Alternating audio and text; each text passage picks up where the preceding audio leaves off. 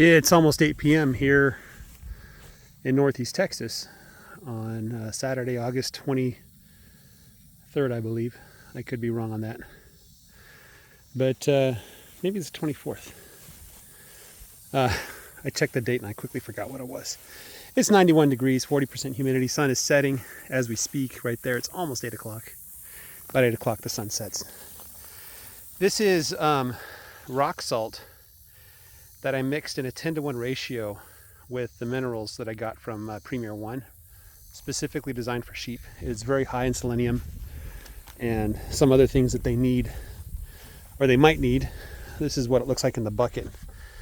And what I did is I took like this small scoop right here and I measured 1 scoop of the minerals to 10 scoops of rock salt.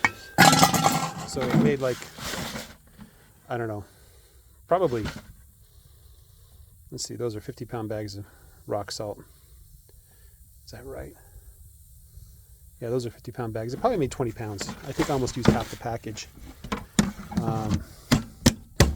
So I have the minerals now. I'm going to see how much they eat. Let me kind of push them that way if it makes a difference. But yeah, just a beautiful day, beautiful sunset happening here. There's a Snowball being Snowball. He was happy to see me. The sticky stuff, I don't know what that is. I want to give him a bath. But here the Bermuda grass is very thick. It's very tall. It's really nice. And this morning I caught the sheep in the eastern part of the pasture where there's a bunch of caterpillar grass, Dallas grass, D-A-L-L-I-S. Somebody asked what I do with sheep that have hoof problems. Right now, next time I catch the sheep, I spray their hooves with a 10% solution of copper sulfate. It turns very blue. I'm going to kind of herd the sheep towards the water, see if they find the mineral and munch on it. But in the future, when I get my flock up to size, if I see a sheep with hoof problems, they're just going to be sold. I'm not going to keep them. Probably just sell them at the sale barn, and then save all my good sheep and lambs for sale later.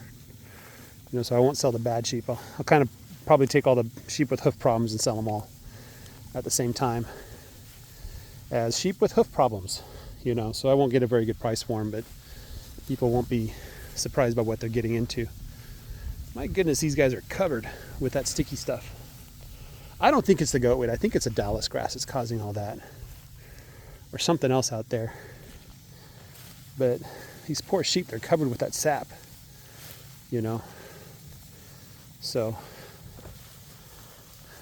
the ones with the black face, you can't really tell. So anyway,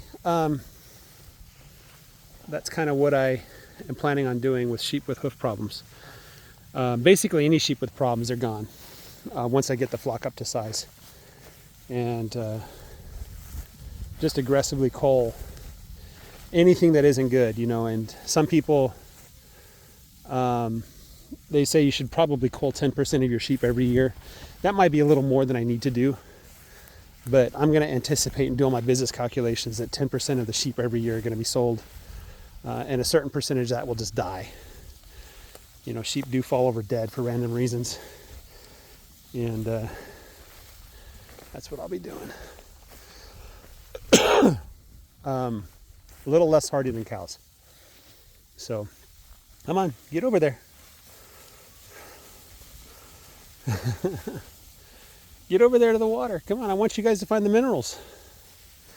Come on.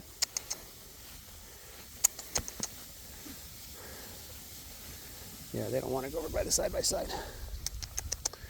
I'll leave it out there tonight, and then tomorrow in the afternoon when I come, I'll check to see how they did. But, you know. So anyway, I've been thinking a lot about helping my son. You know, he's a young man right now, and what can I do to give him kind of an unfair advantage? You know, what can I do that doesn't cost money is my idea.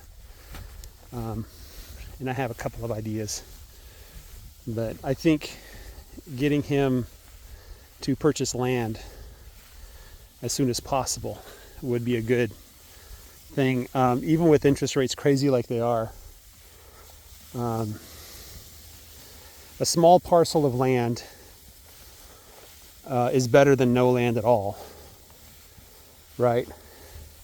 And I think that making him sort of like a slave to a degree to such a notion, right? Getting him invested early on in his career and life in land is just a really good thing. My parents pushed me to buy a house.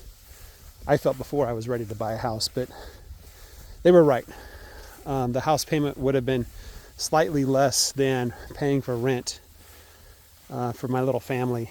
I had 2 babies at the time, Archie and my first daughter. And yeah, they're not going to go there. I'll just leave them alone. And so my parents, I was living in their house at the time. I was mostly out of work. I got a job. The job wasn't great, but it was making enough money that I could afford to buy a house and get a loan. And having that home and a family and the loan really changed my priorities, where I went from trying to, start a business, get something off the ground, to enjoy success later in life, to I need to pay a house bill today. So the job hunt went a little quicker, and I was a little more aggressive about it because of that motivating factor. So that's kind of the idea that I'm thinking about is how do I get my son to join, not really the rat race, but to join that, the pressure of coming up with money every month and, making really good business decisions for their life, and focusing on getting that cash flow working early on in life, rather than investing in things that'll pay off eventually, but may not pay off for decades. Once you've got your cash flow flowing, and you have your little buffer and you're out of debt, credit card debt and that kind of stuff, you can start thinking about investing in your future. But really, when you're young like that, if it's not like a trade program or something that's going to translate to dollars in your pocket in a few years, it's probably not worthwhile to invest in, at least until you've got yourself settled. So when you're a little bit older and you have assets and you're kind of settled, and you're like, you've got like 6 months of expenses in the bank, then you can start thinking about making longer term investments. You could start thinking of, not getting that raise, but getting stock options instead.